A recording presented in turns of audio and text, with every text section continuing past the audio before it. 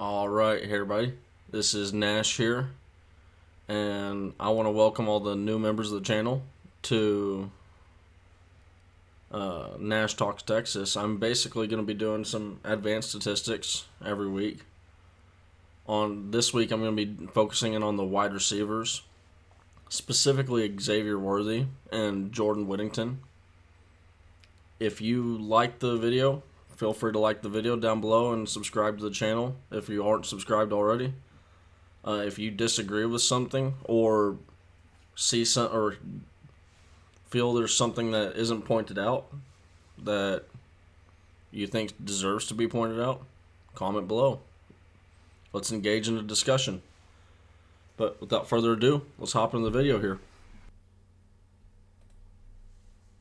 So we're going to start off with Xavier Worthy here. He kind of started off pretty slow here, like a true freshman would. And, I mean, he actually getting production in the first game is good for a true freshman. Even just getting on the field for a true freshman is a pretty good sight. This kid, he only had one catch, so yards after the catch and yards after contact are the same. He got contacted at the point of the catch. Average depth of target, not contact, target, is 37.5. So he only had two, like I said, only had two targets in the Louisiana Lafayette game. It wasn't until after the Arkansas loss where you're going to see he only has 3 targets in this next one that he started to become a actual real part of the game plan. So then Arkansas improves 13 yards after the catch, 11 yards after contact, average depth of target of 25 yards. So he was getting targeted down the field. And you'll see it starts to come a little bit closer, but all of our wide receivers that really get legit usage, and even Kelvontay Dixon, who is a lower usage guy, he's still getting targeted down the field. I don't have a graphic for him just because it was so low usage, and then Kai Money as well. He only has 1 target, and the average depth on that is obviously 1 target, so it's a -1, but 1 screen pass against Rice. And I believe that went for 8 yards. So then Xavier Worthy versus Rice is where you start to see him get ramped up. And most of this was on one play, the yards after the catch and yards after contact. But still, the more opportunities you get, it's just like a running back. Not every run is going to be this gigantic run. But, and this is where Tom Herman he didn't seem to get it. It's like, yeah, Chris Warren isn't averaging 4 yards every run. He's getting some lower amounts here, and then he just gets burst off a big one. And then that raises the average yards per carry. Yeah, we get that, but that's how it's supposed to happen. But so it's similar. The more opportunity you get, the more chance you are going to have, obviously, for yards after contact and yards after the catch. And that's where you see his start to rise up. Like I said, the average depth of target starts to fall a little bit, though. You're starting to see him more used in the screen game and more so the jet sweeps. That's what really knocks it down. Every jet sweep is 4 yards behind the line of scrimmage. So if you take that out, I mean, he's honestly still around that 20-yard mark. And when you're adding on these yards, you'll see the average yards at the end for all of it combined, all the games combined. When you're getting those average yards after contact and after the catch on top of a 15, 20-yard reception, that's a big play. I mean, that's 3/10 of the football field right there. There he is against Texas Tech, 58 yards after the catch, a little bit down, but still, considering the opponent difficulty rise.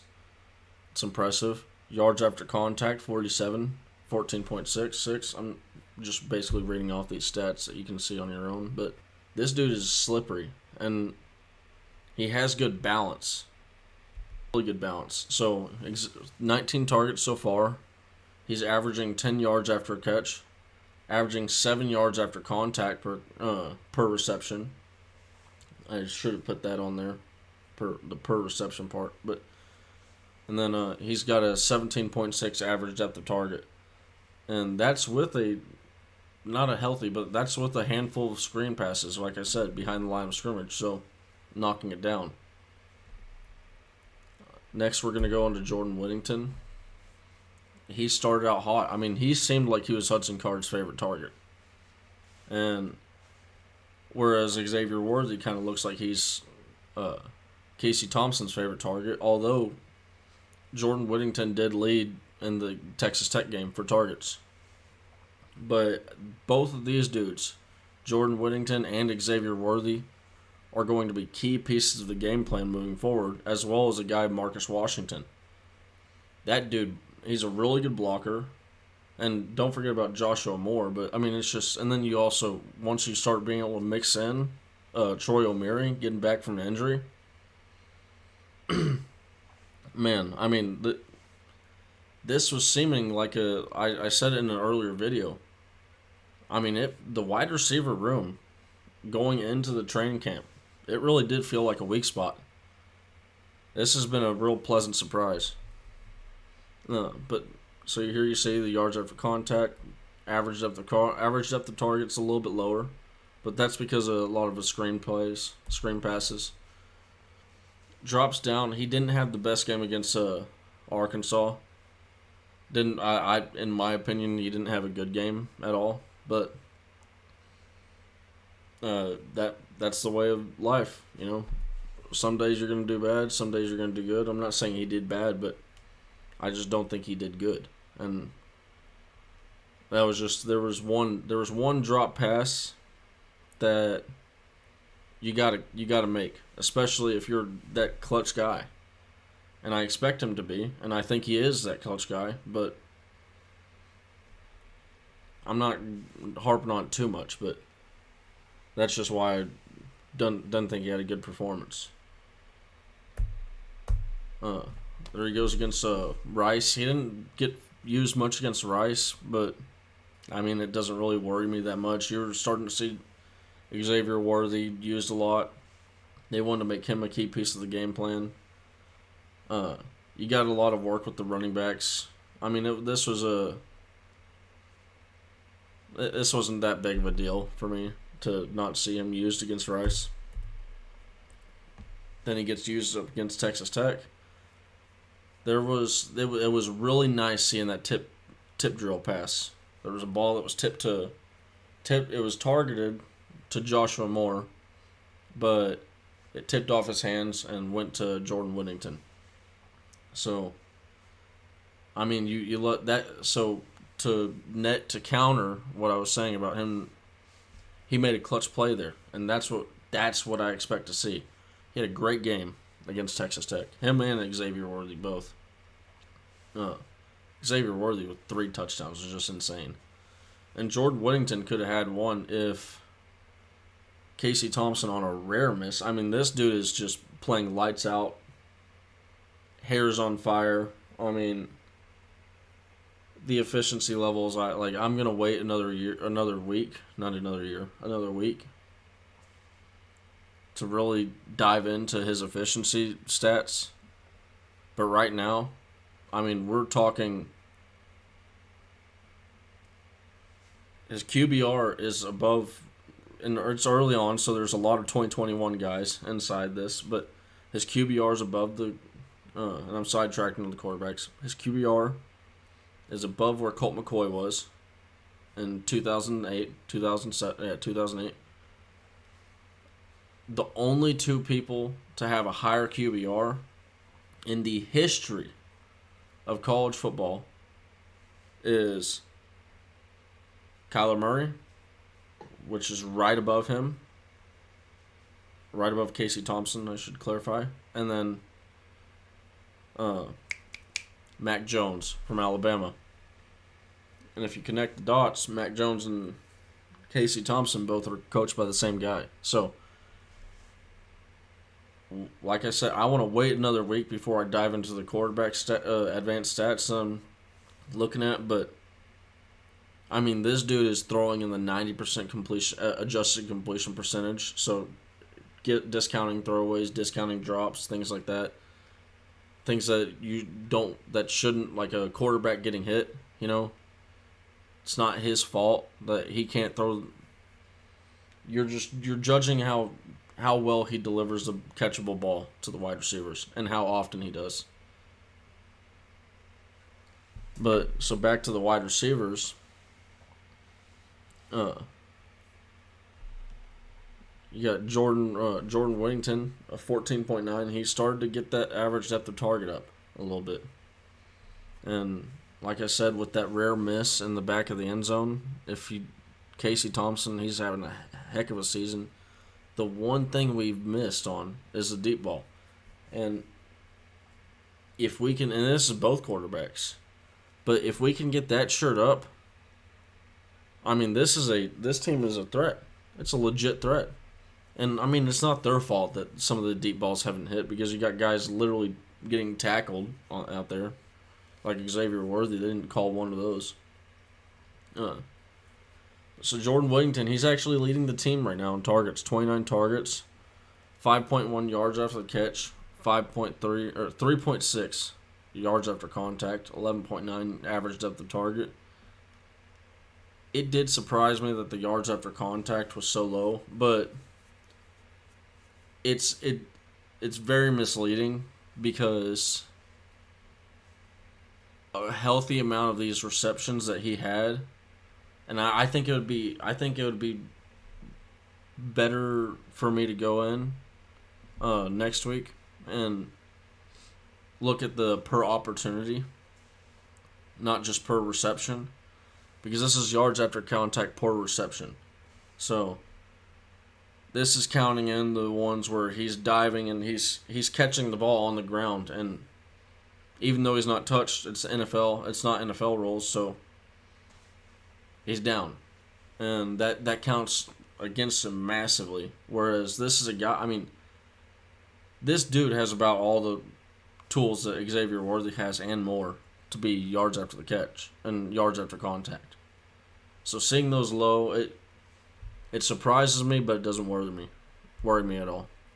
Marcus Washington, very little usage, but I want to put this guy in for one reason. Two reasons. Number 15. Love that number. Great number. 2.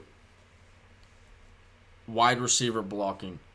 This has been outstanding compared to previous years. I mean,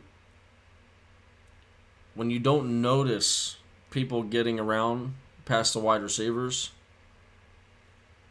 it's a good thing. When you notice Bijan Robinson, going out to the edge, and that's where some of the good blocks are. And the offensive line played great this last game. But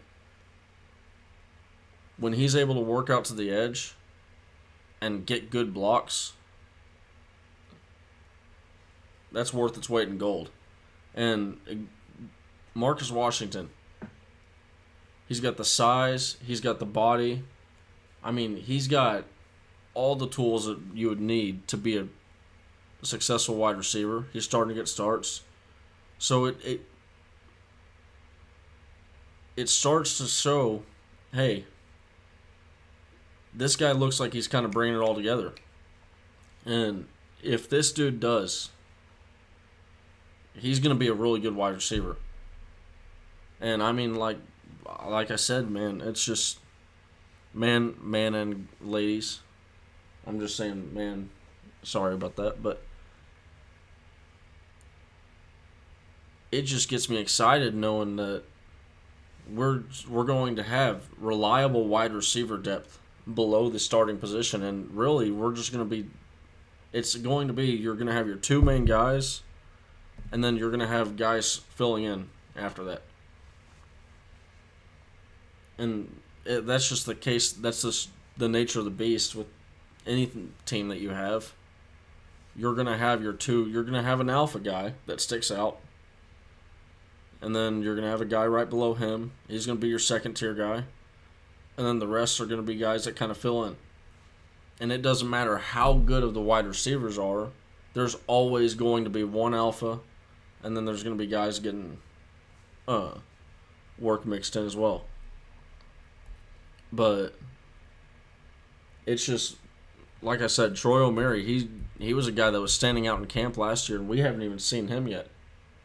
So, but Marcus Washington, guy looking like it's all coming together for him, and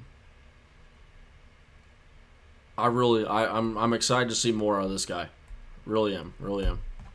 Joshua Moore, I love watching this dude play. He's like a Duvernay, but different body style. His average depth of target is insane. I mean, here's the deal. This dude's either getting a screen pass or he's getting a go route. He's getting hit downfield. Yards after contact, I expected that to be a little bit higher, but like Jordan Whittington, I'm not too worried. I mean, most of his stuff is at around the line of scrimmage, so it's not that big of a deal. But this dude, if we can, and he's a great example of how the deep ball, if we were hitting the deep ball, his yards after catch would be so high. Yards after contact would be low because people aren't going to be touching him. He's already blown past him. But if we can just get that deep, and then same with Marcus Washington. There was a ball, he had a deep ball. That's where you see the average depth of target get so high. I believe he's only had 3 targets this year, but 2 of those were big ones, and he had one. I don't know if he got tripped or what, or if he just had a misstep or something, but he had something mess with his steps, and I don't know if the ball was too far either way, but man, he was close. He was close to getting a big one against Texas Tech, and it's crazy. I mean, you think there were 2 plays that were really close to being big with Jordan Whittington and Marcus Washington. And we scored 70 points. Absolutely nuts. I mean, I honestly do believe that if they wanted to, they could have put up 100 points. All right, that's going to be it for today. I appreciate you for tuning in. Thank you for all the new subscribers and people tuning into my channel. If you like the video, hit the like button. If you think I took too long or you think I say too much, go down to the comments section below and feel free to roast me. Alright, y'all. Have a great day. I'm going to enjoy myself today and hook 'em.